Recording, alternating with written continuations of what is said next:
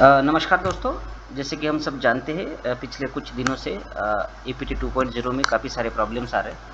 तो इन सारी चीज़ों को ध्यान में रखते हुए CBT मैसूर से BCP का जो प्लान है वो इनिशिएट किया गया है, बिजनेस कंटिन्यूटी प्लान। तो इसमें हम जो ट्रांजैक्शंस है काउंटर के स्पेशली वो ऑफलाइन मोड पे भी कर सकते हैं। तो इसलिए उन्होंने जो हमें रिवाइज SOP दी है उस SOP में हम बुकिंग और बैगिंग के ऑपरेशंस इसमें कर पाएंगे। इसका जो पर्पज़ है वही है कि ताकि जो अभी काउंटर हैम्पर हो रहे, कस्टमर को दिक्कत हो रही, वो ना हो और अननेसेसरी ट्रैफिक ना बढ़े। इसके लिए उन्होंने हमें कुछ गाइडलाइंस दी है। तो सबसे पहले हमें SFTP सर्वर पे जाके 2 फाइल जो है वो हमें डाउनलोड करनी पड़ेगी। SFTP जैसे कि सब आप जानते हैं, secured file transfer protocol. CPT के सर्वर पे जो डेटा है वो हमें सिक्योर चैनल से अपने मशीन में डाउनलोड करना है। उसके लिए जो साइट है, ये जो URL आपको यूज़ करना है वो ये URL है https://data.cpt.gov.in/customer-mis। इसके बाद आपको इसमें यूज़र जो आपको CPT द्वारा प्रोवाइड किया गया है और आपका जो पासवर्ड जो CPT ने आपको दिया है, लॉगिन पासवर्ड, उसमें आपको जाना है और लॉगिन टाइप में आपको at the nodal officer login करना है। जैसे आप नोडल ऑफिसर लॉगिन करेंगे तो आपको वहाँ पे कस्टमर आईडी या फैसिलिटी आईडी आपका डालना पड़ेगा और उसे फेच करना पड़ेगा। फेच करने के बाद आपको वहाँ पे 2 फाइलें दिखेंगी, एक मास्टर डेटा होगा और एक EXE फाइल होगी BCP की। वो दोनों की दोनों भी फाइल्स जो है आप वहाँ से कॉपी करके जो अपना डेस्कटॉप है वहाँ पे आप कॉपी कर लेंगे।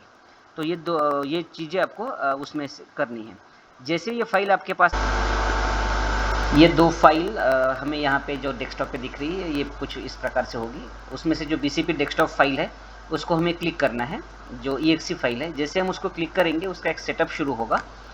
सेटअप में उसका जो डिफ़ॉल्ट लोकेशन है उस लोकेशन पे हमें create desktop shortcut on desktop को क्लिक करना है और फिनिश करना है। जैसे हम इसको फिनिश करेंगे तो जो पोर्टल है वो लॉन्च होगा।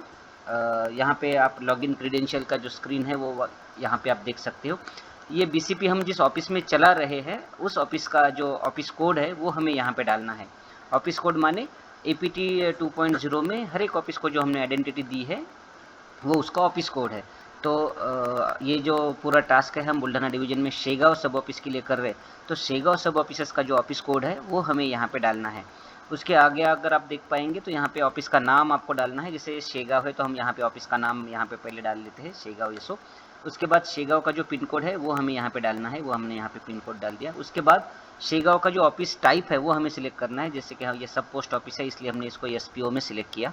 उसके बाद यहाँ पे BCP ऑपरेटर कौन होगा, BCP जो यूज़र है उसका आईडी जो है वो हमें यहाँ पे डालना है और उसका नाम, जो BCP यूज़र है उसका नाम हमें यहाँ पे डालना है। हमने यहाँ पे जो काम करने वाले हैं प्रवीण सर, उनका यहाँ पे हमने नाम डाला और यहाँ पे जो डिफ़ॉल्ट पासवर्ड है सभी का वो आपको यहाँ पे डालना है। जैसे हम ये पासवर्ड डालेंगे नीचे लॉगिन का जो स्क्रीन है वो एक्टिवेट हो जाएगा और ऑफिस कोड जो है यहाँ पे मैंडेटरी है। अगर आप देख पाएंगे तो सातों के सातों भी चीज़ें जो है यहाँ पे मैंडेटरी है। कोई भी जो फील्ड है आपको ऐसे खाली छोड़ना नहीं है। अब हम शेगांव का जो ऑफिस कोड है वो भी डाल देते हैं। ये रहा शेगांव का ऑफिस कोड और बाद में हमें लॉगिन का जो टैब है उसके ऊपर हमें क्लिक करना है। जैसे हम लॉगिन के ऊपर क्लिक करेंगे तो जो यूज़र है उसका पासवर्ड आपको सेट करना पड़ेगा। पासवर्ड की जो लेंथ है मिनिमम 8 कैरेक्टर की आपको होनी चाहिए। स्टैंडर्ड नॉर्म्स भी आप इसमें डाल सकते हो। जो पासवर्ड की स्टैंडर्ड नॉर्म्स है वो भी आप इसमें असाइन कर सकते हो। हमने यहाँ पे अपना पासवर्ड डाला और इसको रिसेट एंड कंटिन्यू पे आपने क्लिक किया। जैसे हम इसको क्लिक करते हैं आप यहाँ पे देख पा रहे हो मास्टर डेटा का एक कार्ड आपको यहाँ पे मिलेगा, उसको आपको क्लिक करना है। बाद में फिर ऑफलाइन के रेडियो बटन को क्लिक करना है और जो डेटा हमने SFTP सर्वर से डाउनलोड करके हमारे डेस्कटॉप में रखा है तो उस लोकेशन पे जाके जो मास्टर फाइल है वो मास्टर फाइल हमें यहाँ पे अपलोड करनी है। मास्टर फाइल अपलोड करने का जो टास्क है वन टाइम टास्क है और एक बार आपने मास्टर डेटा अपलोड कर दिया तो फिर आपको कोई फिर से वो अपलोड करने की ज़रूरत नहीं। एक बार हमने जैसे इसमें मास्टर डेटा अपलोड कर दिया तो सिस्टम में आपको उसका जो प्रोसेस है कितना % अपलोड हो गया वो वहाँ पे शो होगा। ये जो आपकी फ़ाइल है ज़िप फॉर्मेट में होनी चाहिए और वो एक्सट्रैक्ट होगी जब आप उसको अपलोड करेंगे। तो जैसे ये 100% आपका पूरा हो जाएगा तो आपका जो मास्टर डेटा है वो यहाँ पे बन के तैयार होगा। 100% जैसे इसका कंप्लीशन होगा तो वहाँ पे कुछ और एडिशनल कार्ड भी बनेंगे। जैसे अभी सिर्फ मास्टर डेटा का एक ही कार्ड था, अभी जैसे ये प्रोसीजर कंप्लीट होगा तो वहाँ पे कुछ नए कार्ड्स भी वहाँ पे इन्वेंट होंगे। तो ये जब तक ये पूरी प्रोसीजर कंप्लीट नहीं होती है हमें थोड़ी सी राह देखनी है। 100% कंप्लीट होने के बाद कंप्लीशन का हमें एक मैसेज भी पॉपअप होगा कि आपका जो डेटा है वो सक्सेसफुल होने चाहिए। यहाँ पे आपका डेटा सक्सेसफुली अपलोड होना चाहिए। आप यहाँ पे देख सकते हो master data has been imported at, जब आपने इंपोर्ट किया उसके डेट एंड टाइम यहाँ पे आगे है। अब आप जब बैक में जाते हो यहाँ पे और अब आप देख पा रहे होंगे मास्टर डेटा और डे बिगिन का एक नया कार्ड यहाँ पे आपको दिखाई देगा। आपको डे बिगिन के ऊपर क्लिक करना है।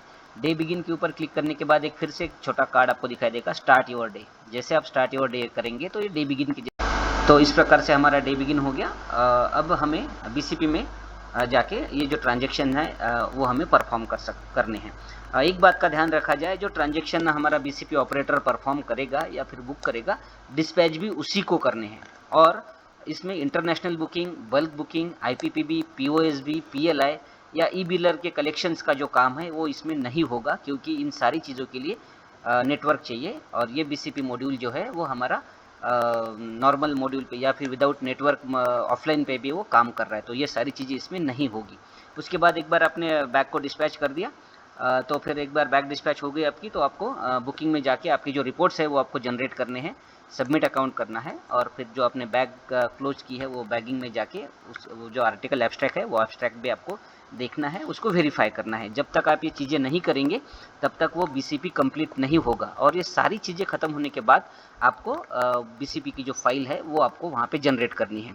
वहाँ पे 2 ऑप्शन दिए गए हैं कि ड्यूरिंग द कोर्स यदि वहाँ पे इंटरनेट अवेलेबल हो जाता है तो वो सारा डेटा आप सिंक भी कर सकते हो। लेकिन मान लेते हैं कि वहाँ पे नेटवर्क आया ही नहीं, कंटिन्यूस अभी भी ऑफलाइन में है, तो वहाँ पे हम ये पूरे जितने हमने ट्रांजैक्शन किए उसका एक मैसेज फाइल आपको डाउनलोड करना है। और वो मैसेज फाइल डाउनलोड करके पेन ड्राइव या किसी और माध्यम से जो हमारा बीसीपी सर्वर होगा अपलोड का, वहाँ पे लाके उसमें आपको अपलोड करनी है, तो डेटा जो है वो ट्रांसमिट हो जाएगा। Thank you.